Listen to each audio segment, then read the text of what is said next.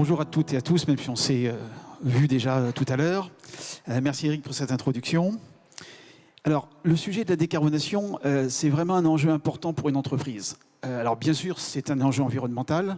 Là, on est tous concernés, hein, l'État, les collectivités, nous aussi les entreprises, mais aussi, nous aussi les particuliers. Hein, c'est vraiment un sujet où il faut tous qu'on se mobilise, il ne faut pas attendre que ça vienne d'en haut, on est tous concernés. Néanmoins, pour une entreprise, cette décarbonation a un deuxième enjeu fort qu'il faut vraiment bien prendre en compte, c'est qu'on estime que c'est également un enjeu stratégique et commercial. Alors, pourquoi un enjeu stratégique et commercial? Parce qu'on va tous avoir, progressivement et de manière de plus en plus forte, nos clients qui vont, d'ailleurs il faut que je passe au slide suivant, nos clients qui vont exercer une pression sur nous et qui vont nous demander de faire des efforts. Parce que finalement, il faut bien se rendre compte que le bilan carbone de notre client, quelque part, il dépend un petit peu de notre propre bilan carbone. Quand on fait son bilan carbone, le bilan carbone de vos fournisseurs est intégré dedans. Donc ça veut dire que le bilan carbone de votre client dépend de vous aussi. Donc ce client va vous demander de faire des efforts. Mais au-delà du client, on va tous également subir une pression sur ce sujet de la part de nos salariés, de la part de nos financeurs, qui eux aussi, de plus en plus, vont avoir des exigences sur ce sujet. Ce qui veut dire que la décarbonation, c'est vraiment important à prendre en compte au-delà de son enjeu environnemental. Je pense que ne pas décarboner ou ne pas se lancer dans une approche de décarbonation, à terme, c'est perdre des parts de marché, c'est avoir peut-être plus de mal à recruter, notamment chez les plus jeunes, hein, vous savez qu'ils sont très sensibles à ce sujet, et peut-être aussi avoir parfois des difficultés en termes de financement. Et à contrario, si on décarbone plus vite et plus rapidement que nos concurrents, eh ben, ça peut sans doute nous permettre d'avoir une différenciation assez forte. Ce qui veut dire qu'il faut bien intégrer que la décarbonation, ce n'est pas nécessairement un coût, mais c'est plutôt un investissement. Et si on aborde le sujet comme celui-ci, je pense que c'est effectivement plus pertinent.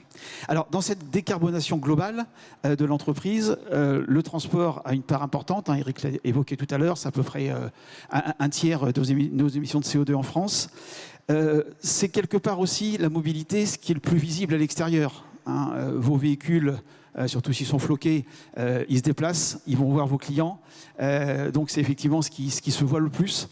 Et par ailleurs, j'ai la faiblesse de penser que c'est peut-être aujourd'hui ce qui est le plus facile à mettre en œuvre, même si quand je dis ça, certains me disent « Oh là là, non, pas du tout ». Si, je pense que c'est aujourd'hui sans doute le vecteur de décarbonation le plus facile à mettre en œuvre, et c'est ce qu'on va essayer de développer tout à l'heure. Donc on va s'intéresser aujourd'hui à cette décarbonation de la mobilité.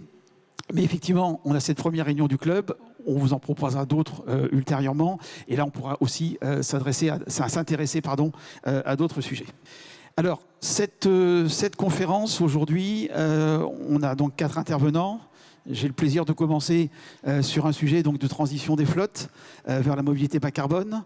On aura ensuite Christophe Isnard, qui est le directeur général de Somelac et qui gère l'enseigne Herzog sur l'ouest de la France, qui nous fera part d'un concept d'autopartage qu'il développe pour les entreprises.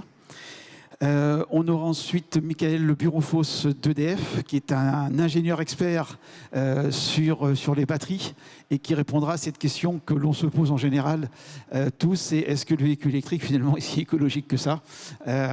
Et je pense ou j'espère qu'il va nous dire oui.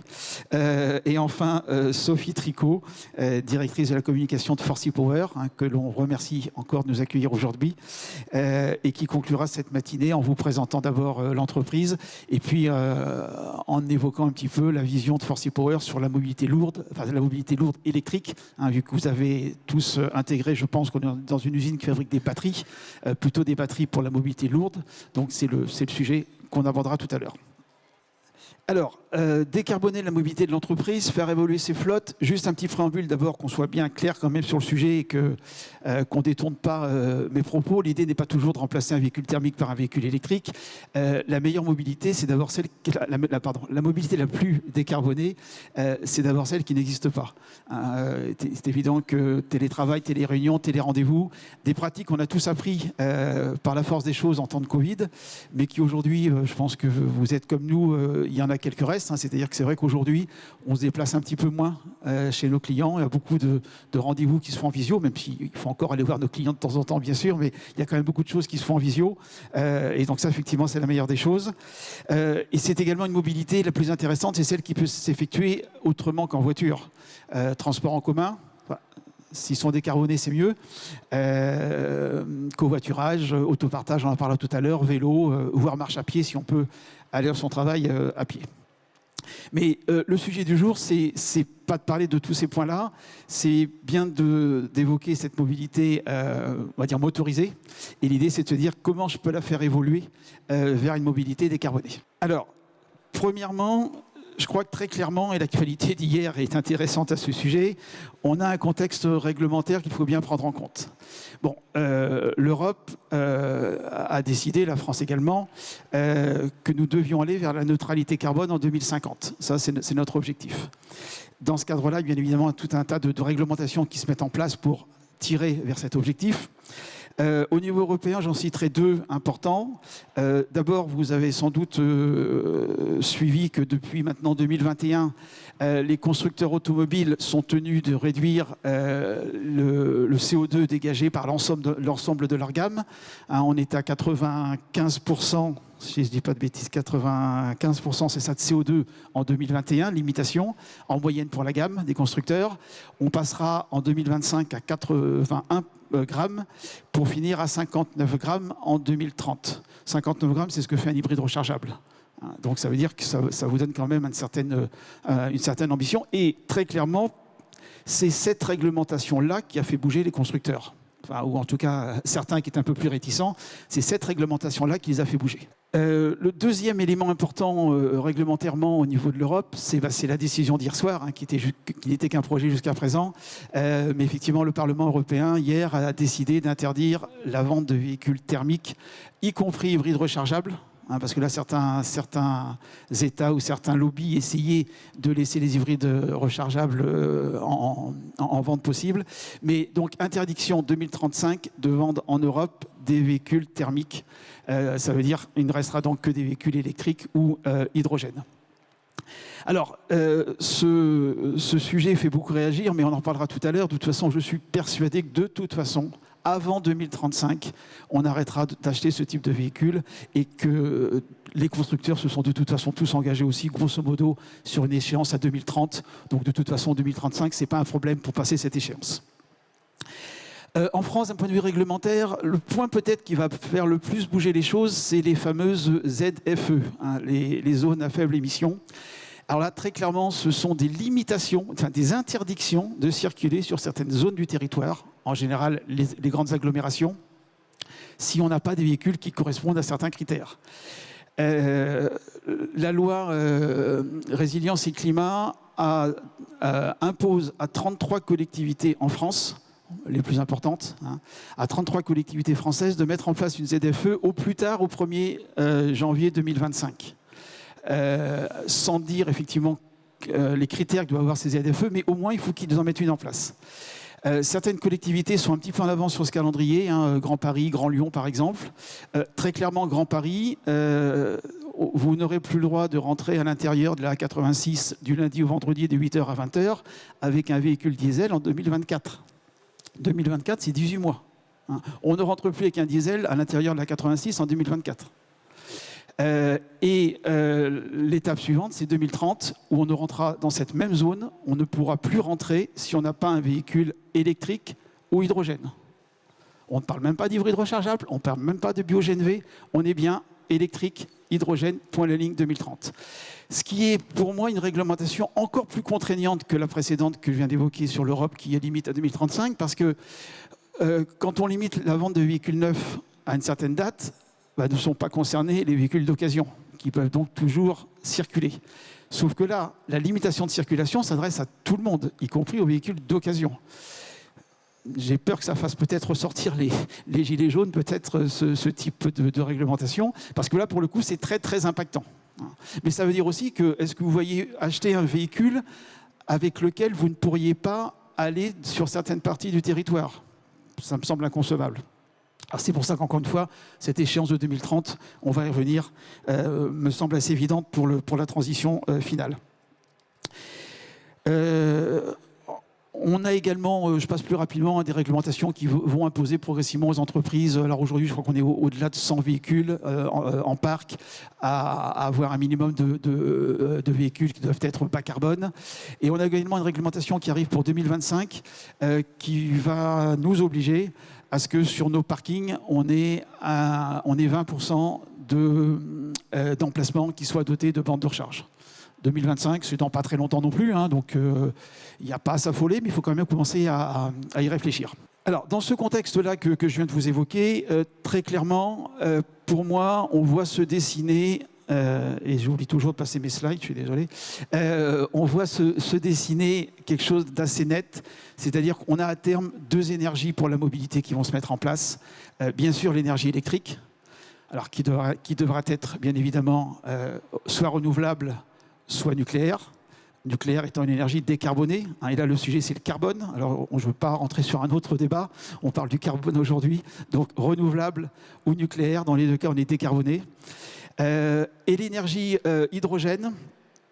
Mais quand on parle d'hydrogène, maintenant, il faut parler bien sûr d'hydrogène vert, c'est-à-dire un hydrogène qui soit décarboné, pas un hydrogène d'origine pétrolière, bien évidemment. Cet hydrogène vert, il faut donc qu'il soit issu d'abord d'une électricité, hein, c'est par électrolyse de l'eau. Ça veut dire qu'on fabrique de l'hydrogène vert que si au départ j'ai de l'électricité. Attention, avec de l'hydrogène, on ne s'affranchit pas l'électricité.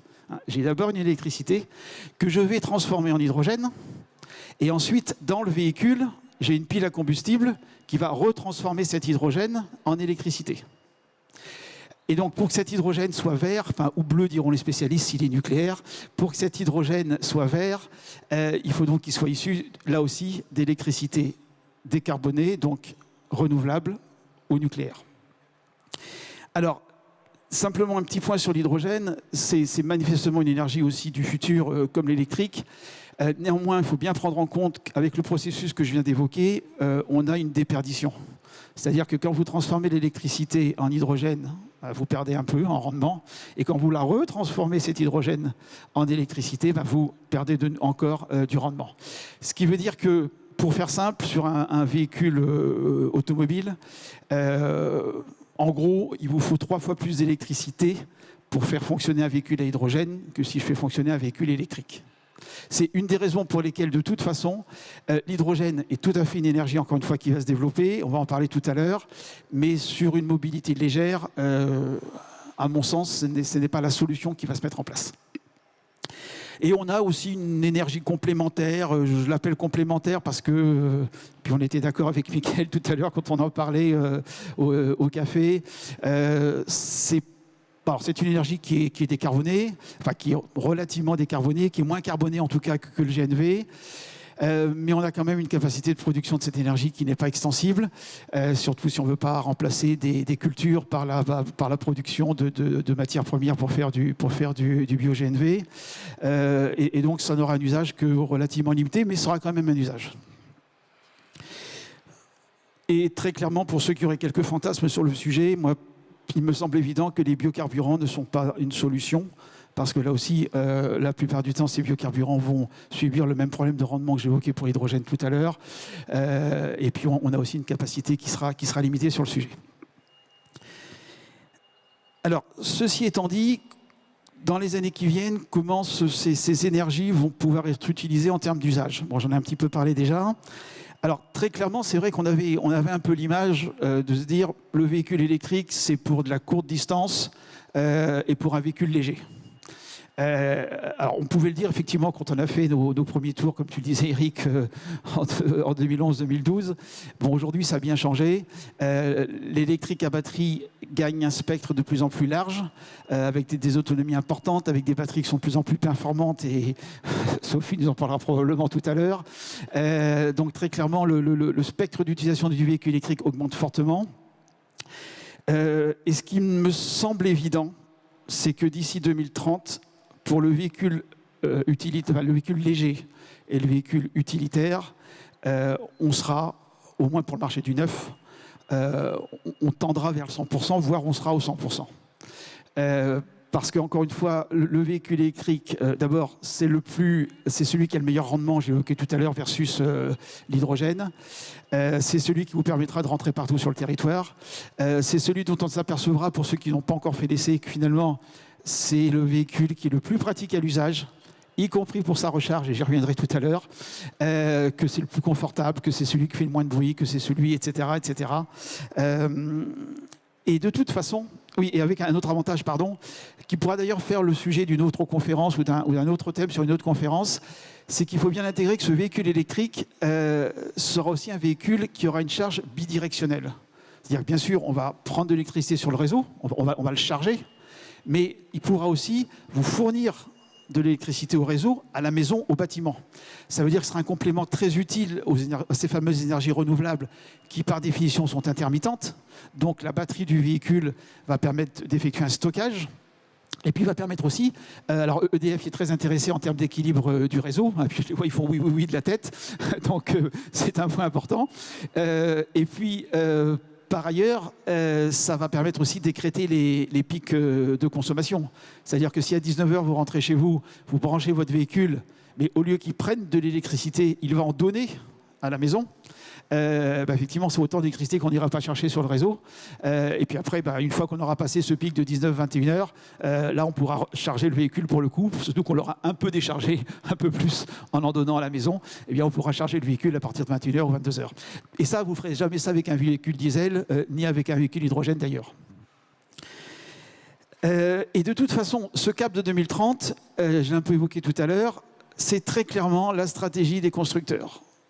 Ils sont quasiment tous, j'ai quasiment tous pour ne pas faire d'erreur, mais ils sont tous aujourd'hui à vous annoncer, au moins pour l'Europe occidentale, hein, je ne vous parle pas de certaines zones à travers le monde, mais au moins sur l'Europe occidentale, tous les constructeurs mobiles aujourd'hui affichent une stratégie dans laquelle ils vous disent qu'ils vous vendront 100% de véhicules électriques. Certains annoncent même des dates un peu plus avancées, hein. Alors c'est plutôt des spécialistes sur des marchés de niche ou autres, mais certains annoncent 2025 ou 2027. Je ne parle pas des pure players qui, eux, ils sont bien sûr depuis longtemps. Donc les constructeurs sont alignés sur cette stratégie du 100% électrique 2030 et ils vous parlent d'électrique. Je suis sur le véhicule léger toujours. Hein. Ils vous parlent d'électrique, ils ne vous parlent pas d'hydrogène. D'ailleurs, très intéressant, Renault a présenté il y a quelques jours ou semaines un concept car de sa future Scénic dans laquelle ils nous disent qu'il y aura une composante hydrogène qu'ils vont étudier. Mais en précisant tout de suite, on n'est absolument pas sûr que ça sera opérationnel et qu'on sortira ce véhicule parce qu'on n'est pas sûr effectivement que l'hydrogène sera une solution. Néanmoins, on travaille le sujet au cas où, hein, mais on n'est absolument pas sûr qu'on sorte ce véhicule à hydrogène. Ensuite, l'hydrogène qui, lui, est malgré tout, encore une fois, une bonne solution. Et je ne suis surtout pas en train de faire le procès de l'hydrogène, qu'on soit bien clair. Je lui dis simplement qu'il n'est pas adapté, à mon sens, pour le véhicule léger. L'hydrogène est bien sûr une énergie d'avenir, mais qui est, et là, tous les spécialistes un petit peu sont d'accord là-dessus, l'hydrogène vert, il a deux usages. D'abord, il faut qu'il remplace l'hydrogène gris dans les usages industriels. Premier objectif, il faut déjà qu'on arrête d'avoir de l'hydrogène gris. Donc, on le remplace par l'hydrogène vert pour les usages industriels.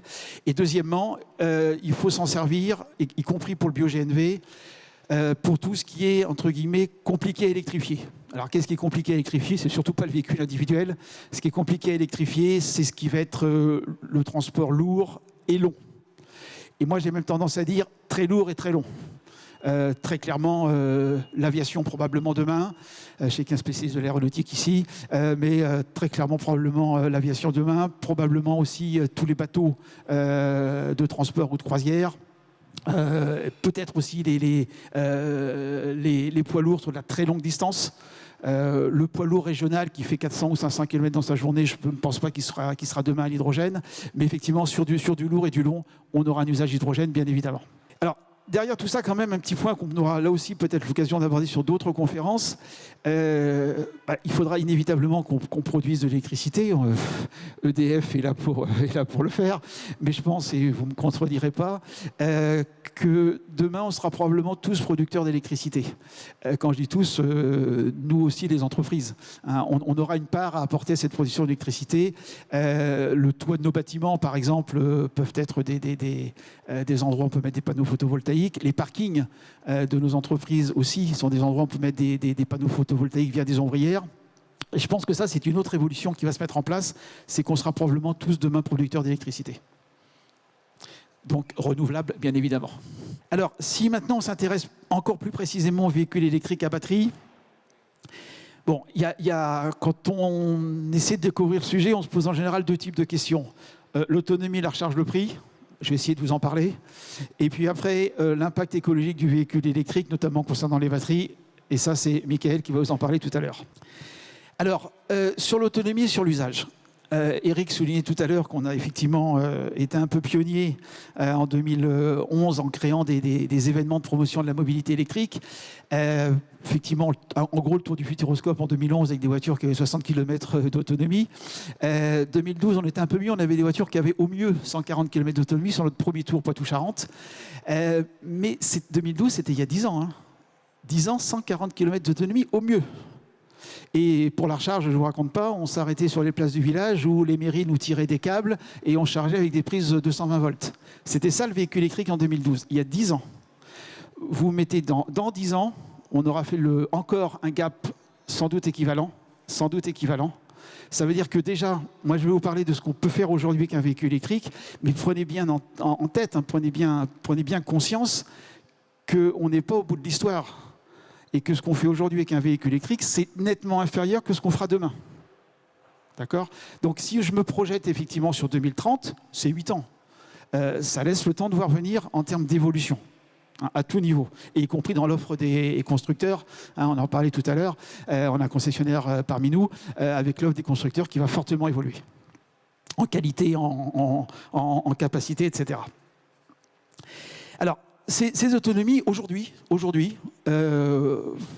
quasiment tous les véhicules que vous allez trouver sur le commerce, en usage réel, donc je ne suis pas sur le WLTP où vous enlevez en gros 10% pour avoir un usage réel hors autoroute, mais aujourd'hui, tous les véhicules électriques du marché, véhicules légers, encore une fois, on est entre 280 et 600 km d'autonomie.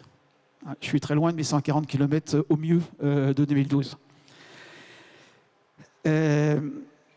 Alors, cette autonomie-là, alors certains vont peut-être considérer que ce n'est pas suffisant, mais je crois qu'il faut regarder, si je me place au niveau d'une entreprise, là il ne s'agit pas de partir en vacances en Espagne, il s'agit au niveau de mon entreprise, avec de telles autonomies, qu'est-ce que je peux faire en fonction de mes usages ? Il y a d'abord, ça me semble très évident qu'on a tous, peut-être à des degrés divers, surtout les collectivités, Philippe, on a tous des véhicules qui font moins de 100, 200 ou 300 km dans la journée. C'est-à-dire des véhicules dont on peut servir de manière hyper simple, c'est-à-dire que je ne les recharge pas dans la journée. J'ai une recharge nocturne, lente, tranquille. Le matin, ils sont prêts pour faire de 280 à 600 km. Mais si j'ai 100, 200 ou 300 km à faire dans ma journée, je ne m'occupe pas de la recharge. J'ai un usage très simple du véhicule. Et alors, ce n'est pas 100% des parcs automobiles, on est bien d'accord, mais c'est une part non négligeable, plus importante pour certaines entreprises que pour d'autres. Chez les collectivités, très très majoritaires. Très majoritaire. Ce qui veut dire que ces véhicules-là, dont l'usage est relativement limité dans la journée, on peut les passer à l'électrique aujourd'hui sans aucun problème. Après, il y a effectivement un usage qui serait dans la journée, parce que le critère à prendre en compte, ce n'est pas votre kilométrage annuel. Moi, je me souviens d'un chef d'entreprise qui un jour me dit « Oui, mais moi, je fais, je ne sais plus combien il m'a annoncé de kilomètres par an avec mes véhicules, donc ce n'est pas possible. » Je dis « Non, la question, ce n'est pas combien tu en fais par an, c'est combien tu en fais par jour. » Et puis, en déclinant progressivement, on s'est aperçu qu'en gros, ces véhicules faisaient 150 km par jour. Je dis « Écoute, pourquoi tu te poses des questions ? Si tu fais 150 km par jour avec tes véhicules, ils peuvent être électriques. » Donc effectivement, c'est la notion de kilomètres par jour, parce que finalement, quand je dis par jour, c'est pour ne pas avoir à recharger dans la journée, ou c'est là où ça peut éventuellement, mais on va parler tout à l'heure, sembler compliqué. Donc le deuxième usage, c'est effectivement si dans ma journée, je fais plus que l'autonomie de base de mon véhicule. Alors d'abord, si j'ai des véhicules pour faire de la route, si c'est pour le directeur général de la boîte ou le directeur commercial, il n'aura peut-être pas une voiture à faible autonomie, donc on sera peut-être plutôt près des 600 km d'autonomie. La question à se poser, c'est cette fréquence de déplacement qui dépasserait l'autonomie. Combien de fois par semaine ou par mois ? Je la dépasse un peu ou je la dépasse beaucoup. Et puis sur quel type de trajet ? Il y a effectivement des trajets qui peuvent être peut-être plus faciles que d'autres en termes de recharge. Et moi, très clairement, aujourd'hui, j'aurais tendance à vous dire, autant tous les véhicules à kilométrage inférieur à 300, vous les passez électriques sans problème. Aujourd'hui, 2022, ceux dont l'usage dépasserait l'autonomie, on peut le faire, très clairement on peut le faire, hein. Ça fait longtemps qu'on le fait nous, mais c'est vrai que si vous voulez être un petit peu prudent, on peut attendre 2023-2024 quand les véhicules auront encore un petit peu progressé et quand surtout, on va en parler après, les stations de recharge ultra rapides seront encore plus présentes. Par contre, équiper le dirigeant d'une, allez, je ne vais pas parler de marque, mais de certaines marques automobiles, il n'y a pas de souci, hein, aujourd'hui. Alors, si on s'intéresse à la recharge maintenant, ce qu'il faut bien prendre en compte, tant qu'on n'a pas intégré ça, on ne peut pas comprendre véhicule électrique, on ne peut pas passer à la mobilité électrique. Il faut bien prendre en compte qu'un véhicule électrique ne se gère pas de la même façon qu'un véhicule thermique en termes de recharge ou de plein. Premier élément à prendre en compte, c'est que le plein d'un véhicule électrique, c'est la nuit. Ou la journée sur un stationnement long sur le parking éventuellement. Mais en tout cas, le plein de base, le plein qu'on fait régulièrement, on le fait en recharge lente, tranquillement sur plusieurs heures, majoritairement la nuit, c'est-à-dire pendant que vous faites autre chose. Hein. Et alors, si la recharge est lente pendant la nuit, c'est pas grave. À quoi sert-il que votre véhicule soit prêt à partir à 1h du matin si vous partez à 7h? Donc, c'est une recharge tranquille pendant la nuit. C'est une recharge en temps masqué. Comme le dit, je te cite tout le temps Christophe, comme le dit mon ami Christophe, c'est une recharge qui, en réalité, ne vous prend pas la nuit. Elle vous prend à vous 30 secondes. Hein, non, tu dis 1 minute, pardon, c'est 1 minute. Hein, c'est 30 secondes le soir quand vous branchez le véhicule et 30 secondes le matin quand vous le débranchez. Après, il se charge tranquillement sans que vous ayez à vous en occuper. Et c'est là d'ailleurs où le véhicule électrique, quand je disais tout à l'heure qu'il est finalement au quotidien, dans cet usage où j'ai un déplacement dans ma journée qui va faire que je ne vais pas recharger en cours de journée, il est beaucoup plus facile à gérer qu'un véhicule thermique. On n'a même pas besoin d'aller dans une station. Et encore une fois, c'est une recharge simple en temps masqué. C'est d'ailleurs une remarque que souvent font les femmes quand on les interroge sur le sujet du passage électrique. Quand elles sont passées à l'électrique, le premier avantage qu'elles nous citent souvent, je ne vais plus à la station-service. J'ai plus du gasoil sur mes pieds ou sur mes mains, etc. Et j'ai pas à y aller déjà. J'ai pas à y aller. Hein, ça, c'est souvent le premier élément qui ressort. Ce que, encore une fois, sans vouloir encore une fois critiquer l'hydrogène, je reprécise bien, ce que vous ne feriez pas avec un véhicule hydrogène. Vous ne ferez jamais le plein d'un véhicule hydrogène chez vous. Le véhicule électrique, on fait le plein chez soi tranquillement, ou sur le parking de l'entreprise. Alors, et la deuxième recharge, c'est une recharge en itinérance, hein, c'est-à-dire si, comme je l'évoquais tout à l'heure, on dépasse l'autonomie du véhicule dans la journée. Alors là aussi, on ne gère pas du tout comme un véhicule thermique. Un véhicule thermique, je suis en déplacement, j'ai besoin de remettre de l'essence dans la voiture. Qu'est-ce que je fais? Je fais le plein. Avec un véhicule électrique, en déplacement, vous allez sur une station de recharge rapide, on ne fait pas le plein. On ne fait pas le plein. Au mieux, on monte à 80, et moi, ça m'arrive quasiment jamais. Au mieux, je vais à 60, 65%, je ne vais pas plus. Parce que d'abord, qu'est-ce qu'on fait dans ce cas-là? On se contente de prendre ce qu'on a besoin pour finir sa journée. Si avec mon véhicule qui est en gros 500 km d'autonomie, je fais 600 km dans ma journée, il ne manque pas grand-chose. Donc souvent, ma charge rapide, c'est 7-8 minutes. C'est-à-dire je récupère de quoi finir ma journée. Parce que finalement, avec la recharge à domicile, ce qu'il faut bien intégrer, c'est que c'est aussi l'endroit où votre plein vous coûte le moins cher. Forcément. Une recharge à l'extérieur vous coûte forcément un peu plus cher. Donc, ne serait-ce que d'un point de vue financier, indépendamment du temps qu'on va passer à faire cette recharge, une recharge d'un véhicule électrique en itinérance, je m'arrête pour ce dont j'ai besoin et c'est tout. Donc, c'est des recharges qui peuvent être inférieures à 10 minutes. Moi, ça m'arrive très fréquemment de m'arrêter pour des recharges de 6 à 8 minutes. Et alors, tout le monde se moque de moi quand je le dis ça, pas comme si je chronométrais ce que je vais vous dire, mais 6 minutes, en gros, c'est le temps d'aller aux toilettes dans la station et de revenir. Hein. Ce qui veut dire que, y compris en itinérance, la recharge d'un véhicule électrique est souvent une recharge en temps masqué. Certes, vous allez peut-être charger 10 minutes, mais vous n'allez pas attendre 10 minutes. D'abord, je vous rappelle qu'un électrique, contrairement à une voiture essence, on ne tient pas la prise dans la voiture. Donc, ça veut dire que pendant que la voiture charge, vous allez faire autre chose. Juste un petit exemple personnel pour illustrer ce que je vous dis. Il y a 10 jours, je suis remonté de Camargue jusqu'à Poitiers. J'ai tendance à dire que j'ai fait 0 minute de recharge. Alors, très concrètement, j'ai fait allez, un premier petit arrêt, 6 minutes, arrêt toilette 6 minutes, pendant lequel la voiture a chargé, mais elle n'a pas chargé une seconde de plus que l'aller-retour aux toilettes, et puis après je débranche et je repars. Et ensuite, un arrêt déjeuner à Brive, on s'est arrêté 20 minutes pour déjeuner, mais j'ai débranché la voiture au bout d'un quart d'heure, parce qu'elle était largement assez chargée pour rentrer ensuite à Poitiers. Je suis même arrivé avec 100 km d'autonomie.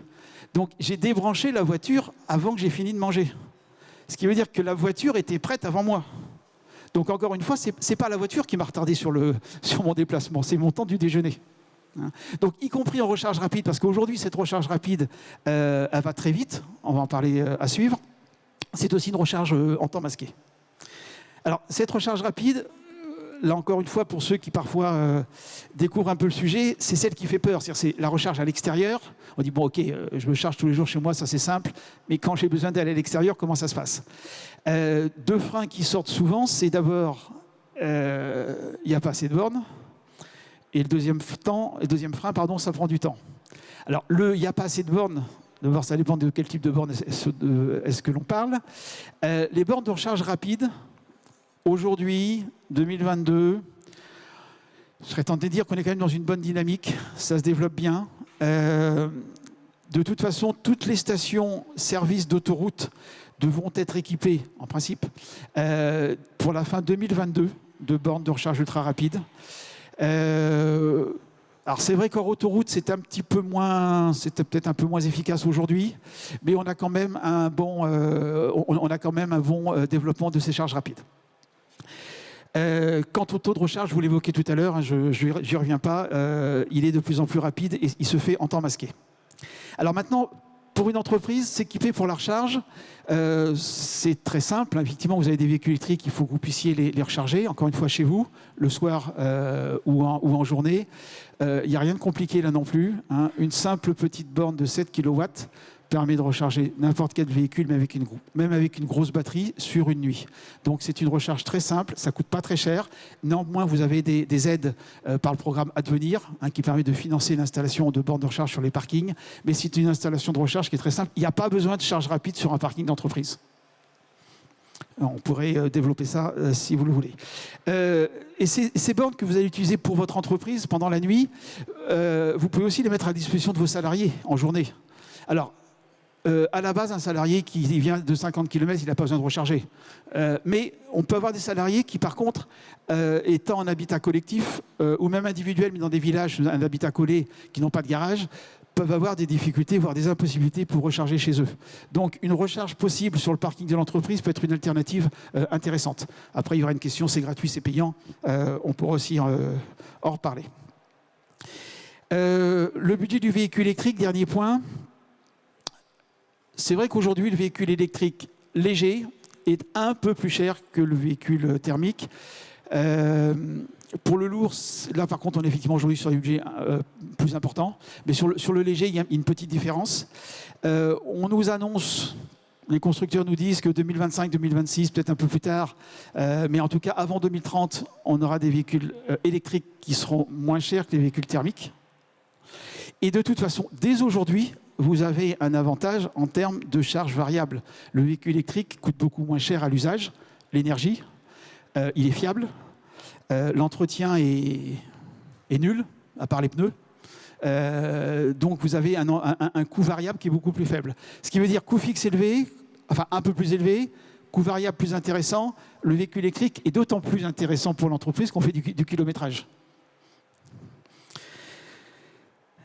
Et on a, pour finir sur ce point, vous avez une fiscalité incitative pour un véhicule professionnel, notamment en termes d'amortissement, également absence de TVS, ce qui peut faire là encore une différence.